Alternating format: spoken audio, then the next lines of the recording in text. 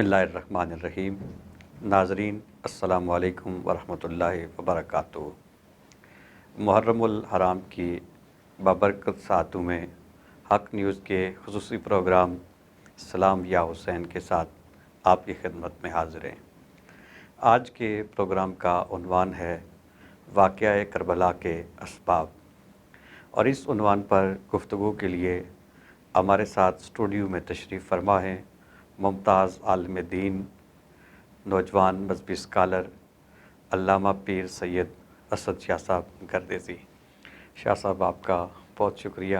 کہ آپ نے مصروفیات میں سے وقت نکالا اور آج کے اس پروگرام میں آپ تشریف فرما ہوئے۔ آپ کے ساتھ تشریف رکھتے ہیں معروف نعت خواں جناب عدیل وقاص چشتی صاحب، جو حضور سید عالم صلی اللہ علیہ وآلہ وسلم کی بارگاہ میں نعت شریف کا نذرانہ پیش کریں گے اور آل بیت اطہار کی بارگاہ میں مناقب پیش کرنے کا شرف حاصل کریں گے۔ چشتی صاحب، آپ کا بھی بہت شکریہ کہ آپ نے وقت نکالا اور آج کے اس پروگرام میں تشریف فرما ہوئے۔ شاہ جی، گفتگو کا آغاز آپ سے کریں گے کہ واقعہ کربلا یہ تاریخ انسانیت کا ایک منفرد واقعہ ہے۔ حق و باطل کے درمیان معرکہ آرائی کی جو تاریخ ہے وہ بہت پرانی ہے۔ حضرت آدم علیہ السلام کے دور سے اس کا آغاز ہوا، اور پھر ہم دیکھتے ہیں کہ ہر دور میں حق اور باطل کے درمیان یہ سلسلہ جاری رہا، برسر پاکار رہے۔ اور اس حوالے سے یہ جو واقعہ کربلا ہے یہ تاریخ کا ایک آپ کہہ سکتے ہیں کہ منفرد واقعہ ہے کہ حضرت امام علی مقام رضی اللہ تعالی عنہ ایک انتہائی قلیل اپنے دستے کے ساتھ، اپنے قافلے کے ساتھ، جس میں بوڑھے بھی تھے، جس میں بچے بھی تھے، جس میں عورتیں بھی تھیں، گنتی کے افراد حضرت امام علی مقام کے ساتھ شریک سفر تھے۔ تو حضرت امام علی مقام رضی اللہ تعالیٰ عنہ کربلا تشریف لے جاتے ہیں، اور حق کی سربلندی کے لیے آپ ایک ایسی قربانی کربلا میں پیش کرتے ہیں کہ تاریخ اس کی مثال پیش کرنے سے قاصر ہے۔ تو یقیناً اس کے ضمن میں بہت سارے عوامل ہیں، بہت ساری اس کے محرکات ہیں، اسباب ہیں کہ جن کے نتیجے میں حضرت امام علی مقام رضی اللہ تعالیٰ عنہ کو یہ سفر کرنا پڑا، اور حق کے لیے آپ نے اتنی بڑی قربانی پیش کی کہ آپ نے اپنے بچے، اپنا خاندان، اپنا سب کچھ دین کے لیے قربان کر دیا۔ تو آپ کی خدمت میں گزارش یہ ہے کہ اس حوالے سے آپ ناظرین کی رہنمائی فرمائیں کہ یہ جو واقعہ کربلا ہے یہ اتنا بڑا جو سانحہ وقوع پذیر ہوا، اس کے کیا اسباب ہیں، اور کن باتوں کی وجہ سے، کون کون سے ایسے عوامل تھے جس کی وجہ سے صورتحال یہاں تک پہنچی کہ حضرت امام علی مقام کو یہ کربلا کا سفر کرنا پڑا۔ بسم اللہ الرحمن الرحیم۔ قل جاء الحق وزهق الباطل ان الباطل کان زہوقا۔ سب سے پہلے تو میں شاہ جی قبلہ آپ کا اور حق نیوز کی پوری ٹیم کا مشکور ہوں کہ اتنے یونیک اور منفرد عنوان پر گفتگو کے لیے آپ نے مدعو فرمایا۔ واقعہ کربلا کو اور اس کے اسباب کو سمجھنے کے لیے مختلف پہلوات کو ڈسکس کرنا بہت ضروری ہے۔ مختلف اس کے اسباب ہیں۔ میں ایک سبب کا تذکرہ کرتا ہوں اور کوشش کرتا ہوں کہ پھر اسی کے ضمن میں باقی اسباب کا بھی تذکرہ ہو جائے۔ ہمیشہ سے جیسا کہ آپ نے انٹرو میں فرمایا کہ حضرت آدم سے لے کر حق اور باطل کے درمیان معرکہ آرائی رہی ہے، اور یہی معاملہ علامہ اقبال نے بھی فرمایا نا کہ ستیزہ کار رہا ہے ازل سے تا امروز، اللہ اللہ اللہ، چراغ مصطفی سے شرار بولا بھی۔ اللہ اکبر۔ بس میں اسی معرکہ آرائی حق و باطل کے درمیان میں ذرا تاریخ عرب میں جانا چاہوں گا۔ وہاں پر دو قبیلے آپ کو بڑے معروف نظر آتے ہیں، بنو ہاشم اور بنو امیہ۔ اب بظاہر آپ دیکھیں اسلام سے قبل بھی اور اسلام کے بعد بھی جو بنو امیہ کا کردار، خاندان قبیلہ بنو امیہ کا کردار ہے، وہ کوئی اتنا اچھا نہیں گزرا، لیکن کچھ شخصیات اس بنو امیہ میں سے ایسی ابھری ہیں بعد از اسلام کہ اللہ رب العزت نے انہیں بڑی عزتیں، بڑے اوج، بڑی رفتیں، بڑی کمال، بڑی بلندیاں عطا فرمائی ہیں، جیسے حضرت سیدنا عثمان غنی رضی اللہ عنہ بھی ہے، جیسے حضرت سیدنا عثمان غنی رضی اللہ تعالی عنہ اور دیگر وہ لوگ جنہوں نے اسلام قبول کیا اور سرکار کی غلامی میں آ گئے۔ اب شروع دن سے ہی ان دونوں خاندانوں کے درمیان کافی خلفشار تھے۔ حضرت عبد مناف کے بیٹے ہاشم، جن کی اولاد آگے سے بنو ہاشم کہلاتی ہے، اور عبد شمس کے بیٹے امیہ جن کی اولاد بنو امیہ کہلاتی ہے، ان کے درمیان بھی کافی تنازعات رہے۔ پھر ان کے ہاں اولاد ہوئی، حضرت عبد مناف کے ہاں حضرت ہاشم ہوئے، حضرت ہاشم کے ہاں آگے ان کے اولاد ہوئی حضرت عبد المطلب کی صورت میں، عبد الشمس کے ہاں امیہ کی صورت میں آگے ان کی اولاد ہوئی، امیہ کو آگے اللہ نے بیٹا دیا تو اس کا نام حرب بن امیہ رکھا۔ اب یہ جو تسلسل کے ساتھ ہے کہ ان قبیلوں میں آپس میں تضاد تھا اور یہ ان کی مخالفت تھی وہ جاری رہی۔ اب کرتے کرتے حضرت وہ نسل در نسل ہاں آگے منتقل ہوتی جی، نسل در نسل وہ بات چلتی رہی، حتیٰ کہ میں اسے بنا نسلوں کو ڈسکس کیے ہوئے اس بات کو میں کربلا تک لے آتا ہوں۔ وہی خاندانی جنگ بندیاں، وہی خاندانی مسائل، وہی خاندانی مخاصمت اور دشمنی جس کی وجہ سے یہ واقع کربلا رونما ہوا، اس میں ایک بڑا ہاتھ ان خاندانی دشمنیوں کا بھی تھا۔ اب 41 ہجری تک ہم فوراً سفر کر کے آتے ہیں۔ 41 ہجری میں حضرت امام حسن مجتبیٰ علیہ السلام نے خلافت کو خیر آباد کہا، اور پہلے بادشاہ جو اسلام کے بنے حضرت معاویہ، انہوں نے اسلامی مملکت کی بھاگ دوڑ کو سنبھالا۔ اب اس میں آپ کی خلافت کے دوران بہت سے مسائل ہوئے، بہت سی جگہوں پر اسلام غالب آیا، بہت سی فتوحات حاصل کی گئی اس اثناء میں حضرت معاویہ کے دور میں۔ اب یہ معاملہ کرتے کرتے امام حسن نے ان سے صلح کر لی کچھ شرائط کی بنا پر، ان شرائط کو بھی تاریخ کی کتب میں دیکھا جا سکتا ہے۔ 41 ہجری میں جب امام حسن مجتبیٰ نے ان کے ساتھ صلح کر لی، 41 ہجری سے لے کر 50 ہجری تک امام حسن مجتبیٰ ظاہری طور پر دنیا میں موجود رہے، پھر اس کے بعد امام حسن نے وہ پردہ پوش ہو گئے۔ اس دوران بھی کافی ساری اذیتیں امام حسن مجتبیٰ اور امام آل بیت اطہار کے لیے اور آپ کے محبین کے لیے اس دور میں یقیناً مسائل بھی تھے اور آزمائش بھی تھی، لیکن بحیثیت مجموعی اس وقت جو حالات تھے اسلامی ریاست کے، وہ یہ محسوس ہوتا ہے کہ مجموعی طور پر امن امان کی صورتحال بھی تھی اور فتوحات کا سلسلہ بھی آگے جاری تھا۔ اور حضرت امام حسن رضی اللہ تعالیٰ عنہ کا ظاہرہ اس میں ایک بڑا کردار تھا کہ اس وقت آپ نے پہلے تو امت کو ایک فتنے سے بچانے کے لیے، جس طرح سرکار نے پہلے اس بات کی خبر دی تھی کہ میرا یہ بیٹا سید ہے اور یہ دو گروہوں کے درمیان صلح کا سبب بنے گا، تو حضرت امام علی مقام امام حسن مجتبیٰ نے اس امت کو انتشار سے بچانے کے لیے، خون ریزی سے بچانے کے لیے آپ نے اقتدار کی قربانی دی۔ اور پھر اس کے بعد بھی آپ نے جو زندگی گزاری بڑے صبر کے ساتھ، بڑے حوصلے کے ساتھ، بہت ساری چیزیں جو کوئی عام حوصلے کا انسان شاید برداشت نہ کر سکتا، حضرت امام حسن مجتبیٰ نے وہ سب کو برداشت کیا، اور آپ نے کوشش کی کہ فتنہ پیدا نہ ہو اور جو مسلمان ہیں، کلمہ پڑھنے والے ہیں، ان میں کوئی انتشار کی کیفیت اور دوریاں پیدا نہ ہوں۔ اور پھر حضرت امام حسن مجتبیٰ کا جب وصال ہوا تو اس کے بعد ایک طویل وقت بیتا اور 61 ہجری تک معاملات پہنچے، جب حضرت معاویہ کا وصال ہوا اور پھر یزید اس وقت آپ کے بعد وہ تخت پر بیٹھا اور انتظامات اور سارے معاملات اس کے قابو میں آئے۔ تو یقیناً اس کے بعد کے جو دور تھے اور جو یزید کا کردار تھا، میں یہ چاہتا ہوں کہ آپ اس حوالے سے بھی رہنمائی فرمائیں کہ حضرت امام علی مقام امام حسین رضی اللہ تعالیٰ عنہ کیوں اس بات کے لیے آپ نے یہ سفر کیا اور آپ نے یزید کی بیعت کا انکار کیا، اور آپ نے یہاں تک آپ گئے کہ میں جان تو دے سکتا ہوں لیکن یزید جیسے بد کردار کی بیعت نہیں کر سکتا۔ تو یزید کا کردار کیا تھا اور اس کی کیا خرابیاں تھیں کہ جن کی وجہ سے امام علی مقام کسی صورت اسے قبول کرنے کے لیے تیار نہ تھے؟ میں آپ کی گفتگو میں ہی بات کو شامل کرنا چاہوں گا جس روایت کی طرف آپ نے اشارہ حضرت امام حسن پاک کے بارے میں فرمایا، وہ روایت مسلم شریف میں موجود ہے۔ سرکار نے فرمایا ان ابنی ھذا سید لعل اللہ ان یصلح بی بین فئتین عظیمتین من المسلمین۔ یہ ایک عظیم قربانی تھی امام حسن مجتبیٰ کی۔ الغرض آپ کا جو سوال ہے میں اس سوال کی طرف لوٹتا ہوں کہ امام علی مقام نے اپنا دست حق اس یزید کے دست باطل میں دینے سے انکار کیوں کیا؟ جب 56 ہجری میں حضرت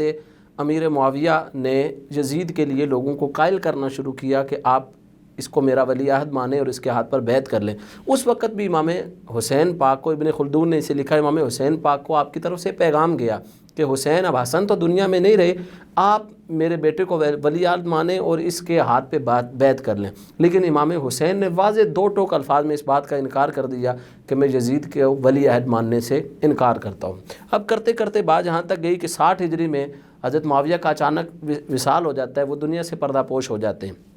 جب وہ دنیا سے پردہ پوش ہوتے ہیں تو ایک دم سے یزید اس سلطنت پہ، مسلمانوں کی جو سلطنت ہے اس پہ قابض آ جاتا ہے، اور وہ اپنی خلافت کے لیے، اپنی آپ کہہ لیں کہ اپنی بادشاہت کے لیے وہ لوگوں کی بیعت لینا شروع کر دیتا ہے۔ اس وقت وہ لعین اپنے مدینے کے گورنر ولید بن عتبہ کو کہتا ہے کہ تم حسین سے میری بیعت کا تقاضا کرو۔ اب ولید بن عتبہ حضرت امام علی مقام امام حسین علیہ السلام کو بلاتا ہے اور بلا کر امام حسین سے کہتا ہے کہ آپ یزید کی بیعت کر لیں۔ اکیلے میں ایک منظرنامہ ہے پورا، اس کو وہ امام حسین کو کہتے ہیں کہ آپ یزید کی بیعت کر لیں۔ امام حسین پاک علیہ السلام جو کہ پاک ماں کے پاک شہزادے تھے، حضرت امام حسین علیہ السلام نے بڑی لطیف بات کی، انہوں نے کہا میں چھپ کر بیعت کرنے والوں میں سے نہیں ہوں۔ جب باقیوں نے بیعت کا اعلان کیا تو میں نے انکار کرنا ہوا یا انکار میں اس وقت اپنا اعلان تو میں بتا دوں گا۔ ولید بن عتبہ نے جب یہ بات کہی تو اس وقت امام حسین واپس جانے لگے تو وہاں مروان بن حکم بھی موجود تھا۔ اس نے کہا کہ حسین کو جانے نہ دو یہاں سے۔ اس نے ولید بن عتبہ کو مشورہ دیا کہ حسین کو یہاں سے جانے نہ دو ورنہ یہ کل تمہارے لیے مشکل کا باعث بنے گا۔ بہرحال ان کے آپس میں جو گفتگو ہوتی رہی، اس دوران امام حسین علیہ السلام واپس اپنے گھر کو چل دیے۔ جب امام حسین پاک اپنے گھر کو چلے، گھر آ کر سارے معاملات کو دیکھا اور پھر 28 رجب المرجب کو سن 60 ہجری میں امام علی مقام امام حسین علیہ السلام نے جب دیکھا کہ مدینے میں اب اہل بیت کا رہنا مشکل ہو گیا ہے، گزارا مشکل ہو گیا ہے، اور وہ وجہ کیا تھی؟ یزید کے حکم پر وہ جو امیر تھا، گورنر تھا، وہ اہل بیت پر ظلم و بربریت کا بازار گرم کیے ہوئے تھا، اور بڑے تنگ دستی کے عالم میں اہل بیت کے افراد نے مدینہ سے بڑی دکھ و آلام کو اٹھاتے ہوئے مدینہ سے مکہ کی طرف ہجرت کی۔ شاہ صاحب یہ گفتگو کا سلسلہ جاری رہے گا، تو یہ جہاں پہ آپ نے ابھی پہنچے یہیں سے آپ کی گفتگو آگے چلے گی، لیکن ابھی پروگرام میں وقت ہوا ایک نعت شریف کا۔ ہم چشتی صاحب سے نعت سنتے ہیں اور پھر بریک کے بعد انشاءاللہ آپ یہیں سے اپنی بات کو آگے جاری رکھیے گا۔ جی حضرت، آپ سید عالم صلی اللہ علیہ وآلہ وسلم کی بارگاہ میں نعت شریف کا نذرانہ پیش فرمائیں۔ اعوذ باللہ السمیع العلیم من الشیطان الرجیم، بسم اللہ الرحمن الرحیم۔ سب سے پہلے میں نہایت ممنون و مشکور ہوں حق نیوز کی پوری ٹیم کا کہ جن کے حکم سے اس خوبصورت چینل کی وساطت سے میری حاضری ہو رہی ہے۔ بڑے خوبصورت کلام ہے پیش کرنے کی سعادت حاصل کر رہا ہوں۔ ماشاءاللہ۔ میرا گدا میرا منگتا میرا غلام آئے، میرا گدا میرا منگتا میرا غلام آئے، میرا گدا میرا منگتا میرا غلام آئے، خدا کرے کبھی طیبہ سے یہ پیام آئے، خدا کرے کبھی طیبہ سے یہ پیام آئے۔ درود سید کونین کے وسیلے سے، درود سید کونین کے وسیلے سے، میری زبان پہ آقا تیرا ہی نام آئے، میری زبان پہ آقا تیرا ہی نام آئے، خدا کرے کبھی طیبہ سے یہ پیام آئے، غلام زہرا ہوں میں تو علی کا نوکر ہوں، غلام زہرا ہوں میں تو علی کا نوکر ہوں، ہمیشہ پنج تنی نسبت ہی میرے کام آئے، ہمیشہ پنج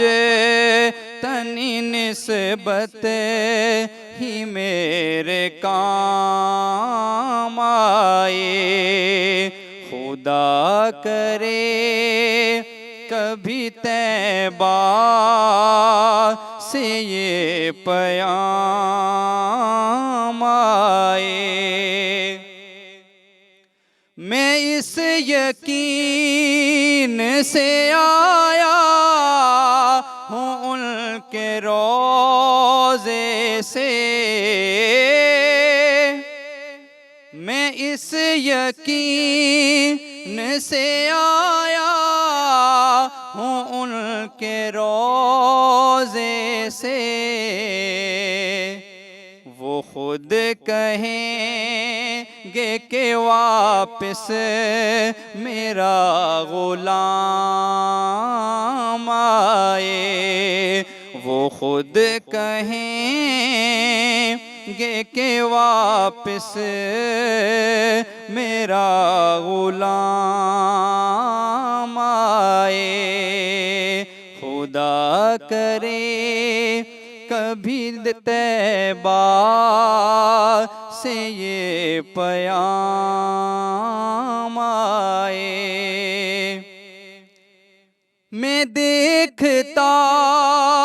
ہی رہوں بس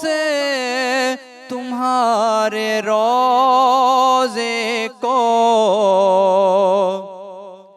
میں دیکھتا ہی رہوں بس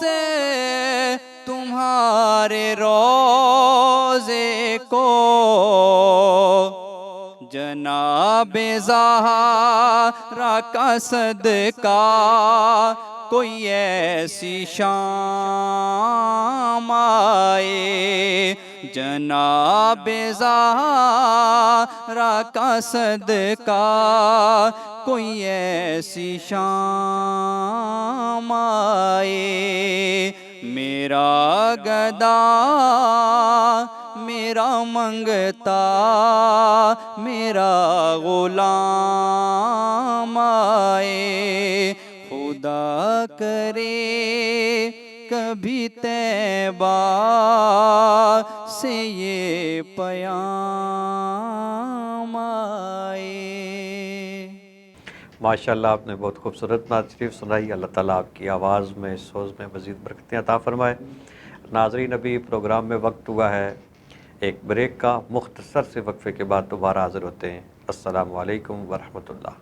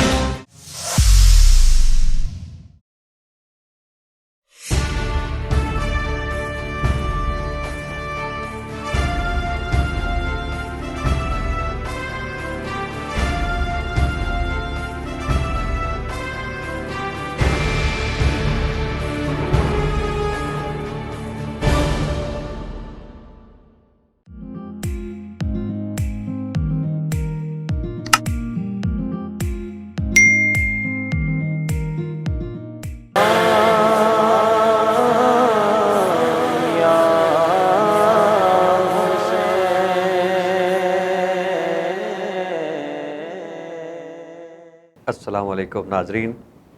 پروگرام میں ایک بار پھر خوش آمدید۔ آج کے پروگرام کا عنوان واقعہ کربلا کے اسباب، اور اس عنوان پر گفتگو کے لیے ہمارے ساتھ تشریف فرما ہیں علامہ پیر سید اسد علی شاہ صاحب گردیزی، اور آپ کے ساتھ تشریف فرما ہیں معروف نعت خواں مداح رسالت مآب عدیل وقاص چشتی صاحب۔ اور بریک سے پہلے شاہ صاحب واقعہ کربلا کے اسباب کے حوالے سے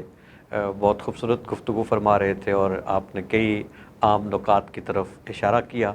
تو وہیں سے ہم سلسلہ گفتگو کو آگے بڑھاتے ہیں۔ شاہ جی، ہم ایک بات یہ دیکھتے ہیں کہ بہت سارے لوگ واقعہ کربلا کی اہمیت کو محسوس نہیں کرتے کہ حضرت امام علی مقام رضی اللہ تعالیٰ عنہ کربلا گئے ہیں، تو حضرت امام علی مقام رضی اللہ تعالیٰ عنہ نے جو قربانی پیش کی ہے، اس قربانی کی اہمیت کیا ہے۔ اور میں سمجھتا ہوں کہ اس کو سمجھنے کے لیے یہ ضروری ہے کہ ہم یہ دیکھیں کہ اگر امام علی مقام کربلا نہ جاتے تو نقصان کیا ہوتا۔ تو ہم جب اپنے اکابر کی تعلیمات کو دیکھتے ہیں، بزرگوں نے اس پر جو کچھ لکھا ہے، تو اس سے یہ محسوس ہوتا ہے کہ امام علی مقام رضی اللہ تعالیٰ عنہ در حقیقت اقتدار کے لیے نہیں گئے تھے، یہ کوئی شہزادوں کی اقتدار کی جنگ نہیں تھی، بلکہ امام علی مقام تو دین بچانے کے لیے گئے تھے، اور دین بچانے کے لیے حضرت امام علی مقام رضی اللہ تعالیٰ عنہ نے اپنا سب کچھ قربان کر دیا، اپنے بیٹے قربان کیے، اپنے بھائی قربان کیے، اپنے کنبے کے ساتھ آپ تشریف لے گئے، اور آپ نے اپنے انتہائی وفادار اور جانسار ساتھیوں کی جو وہاں پہ قربانیاں تھیں وہ بھی اللہ کریم کی بارگاہ میں انہوں نے پیش کی۔ اور حضرت امام علی مقام رضی اللہ تعالیٰ عنہ نے جو قربانی پیش کی، یہ اسی کا ثمر ہے کہ آج ہم دیکھتے ہیں کہ مساجد میں نمازیں بھی پڑھی جا رہی ہیں، خطبے بھی دیے جا رہے ہیں، اللہ کا ذکر بھی ہو رہا ہے، اور دین اسلام کی جو تعلیمات ہیں وہ اپنی اصل صورت میں آج بھی موجود ہیں۔ اور اگر حضرت امام علی مقام رضی اللہ تعالیٰ عنہ یہ قربانی پیش نہ کرتے تو دین کا جو اصل حلیہ ہے وہ باقی نہ رہتا۔ اور وہ کسی شاعر نے کہا تھا، اور بہت خوبصورت بات اس نے کہی تھی، اس نے کہا کہ میدان کربلا میں ہوا کارساز کون،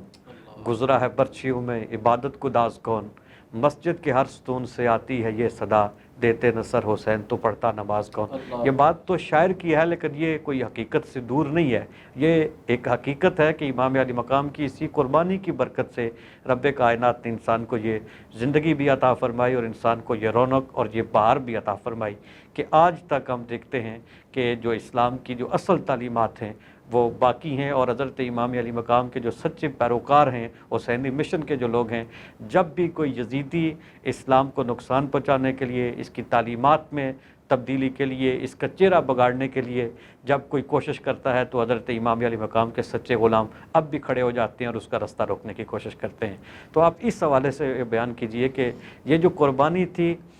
اس کا فائدہ کیا ہوا، اور اگر حضرت امام علی مقام کربلا نہ جاتے تو اس سے کیا نقصان ہوتا؟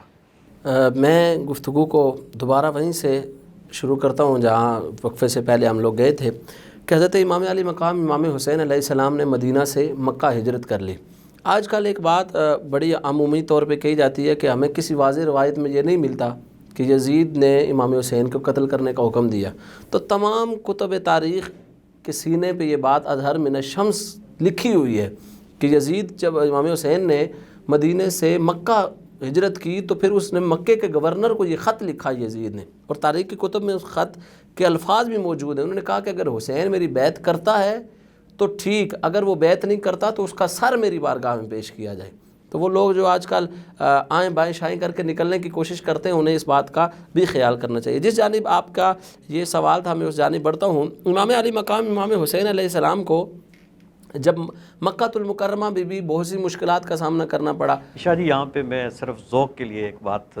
میرے ذہن میں آئی ہے کہ خضر شاہ صف سیالوی رحمۃ اللہ تعالیٰ علیہ ایک عالم دین تھے، سید تھے، ایک بزرگ تھے، اور ایک بہت بڑے شاعر تھے۔ آپ نے حضرت امام علی مقام کی جو مدینہ سے مکہ کی طرف روانگی ہے، اس کو آپ نے ایک رباعی میں بیان کیا ہے، اور بہت خوبصورتی کے ساتھ آپ لکھتے ہیں کہ مدینہ سے ماہ مدن جا رہا ہے، حرم سے امام زمن جا رہا ہے، بہاروں نے رو کر کہا دیکھو دیکھو یہ سارے کا سارا چمن جا رہا ہے۔ اللہ اکبر، بہت ہی لطیف رباعی، اور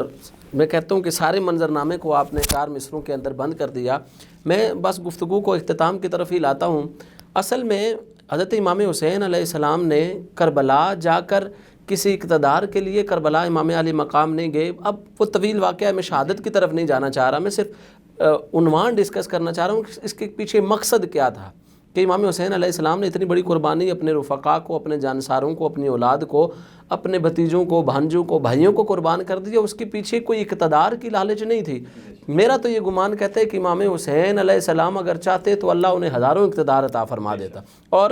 یہاں صرف مسئلہ یہ تھا کہ یزید لعین جو تھا اس نے اسلام کی اصل شکل کو بگاڑنے کی کوشش کی تھی. وہ شراب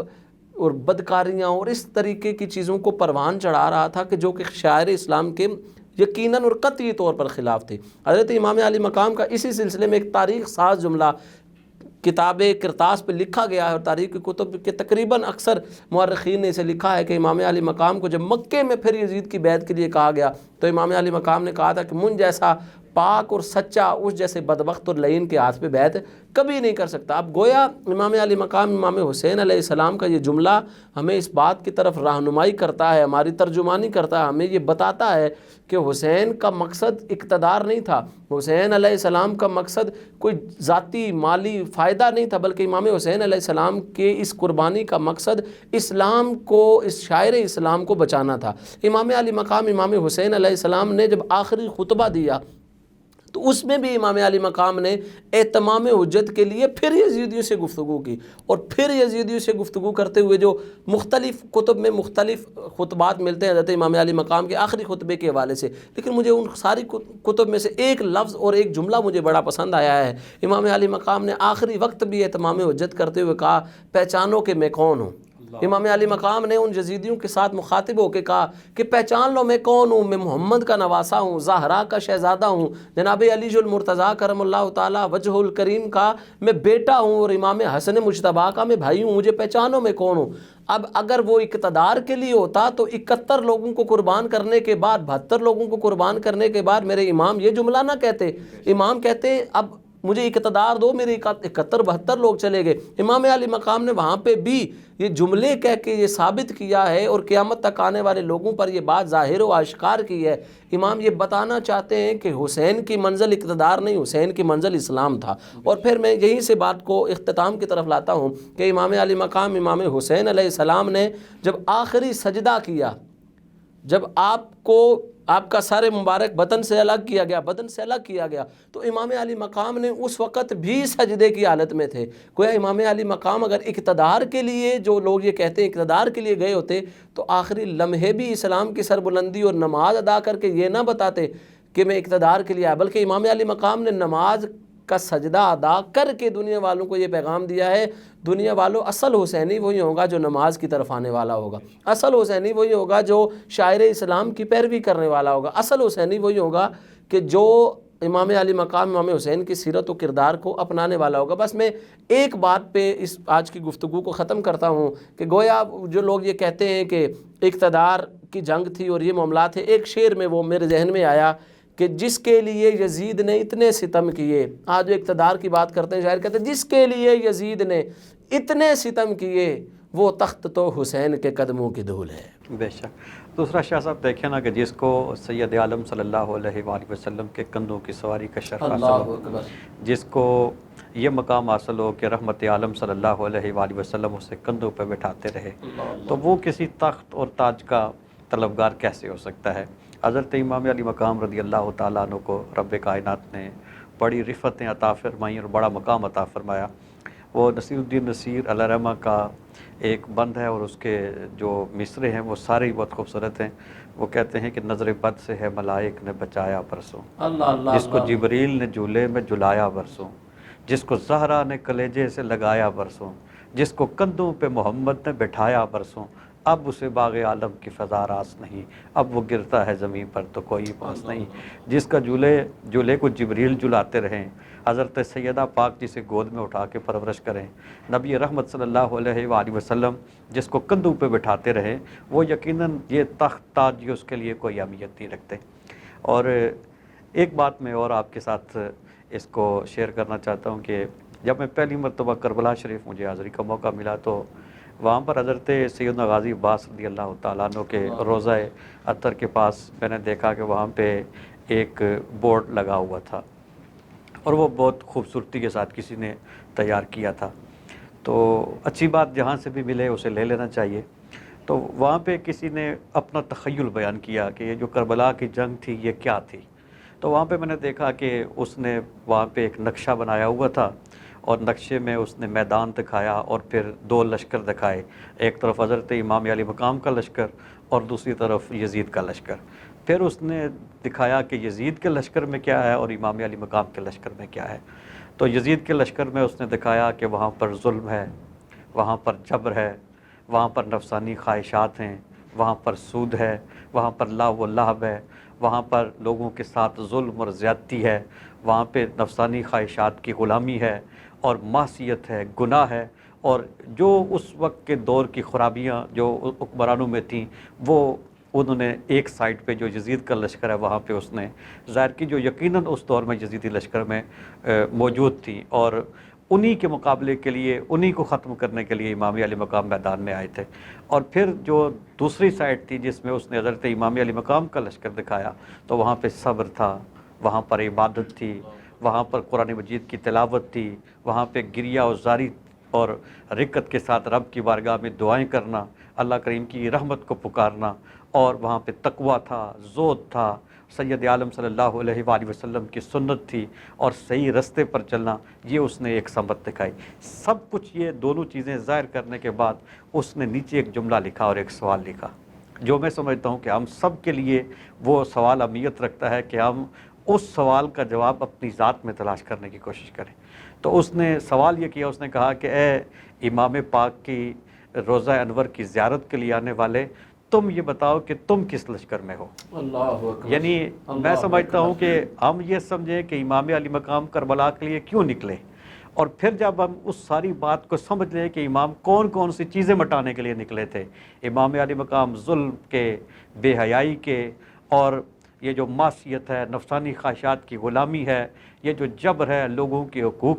ضائع کرنا ہے، یہ ساری چیزیں تھیں جن کو ختم کرنے کے لیے، جن کے مقابلے کے لیے امام پاک نکلے تھے. تو اب ہم جو امام علی مقام کا دن مناتے ہیں، امام پاک کا ذکر کرتے ہیں، تو ہم جب حقیقی طور پہ یہ سمجھیں گے کہ یہ میدان کربلا میں جو امام نے قربانی پیش کی اس کا مقصد کیا ہے، تو جب ہم مقصد کو سمجھیں تو پھر ہم یہ دیکھیں کہ ہم کس جگہ کھڑے ہیں. کہیں ہم امام پاک کا نام لے کر کام یزید والے تو نہیں کر رہے. تو آج کے اس پروگرام میں سمجھتا ہوں کہ ہمارے لیے بھی اور ہمارے ناظرین کے لیے بھی یہ سوال ہے کہ ہم اس کی روشنی میں دیکھیں کہ ہمارا کردار کیا ہے، اور پھر جو یہاں پہ محسوس کرے کہ میں امام علی مقام کے لشکر میں کھڑا ہوں، حقیقت میں حسینی وہی ہے. لیکن اگر بندہ باقی اپنے اندر کی چیزیں دیکھے اور یہ محسوس کرے کہ میرے اندر تو وہی کچھ ہے جو یزید کے لشکر میں تھا، تو پھر میں سمجھتا ہوں کہ محرم کا یہ مہینہ ہمیں ایک بار پھر اس بات کا احساس دلانے کی کوشش کر رہا ہے کہ ہم پھر اپنے بارے میں سوچیں اور اپنی اصلاح کی کوشش کریں. ابھی چونکہ وقت بہت ہو چکا ہے اور ہم نے بات کو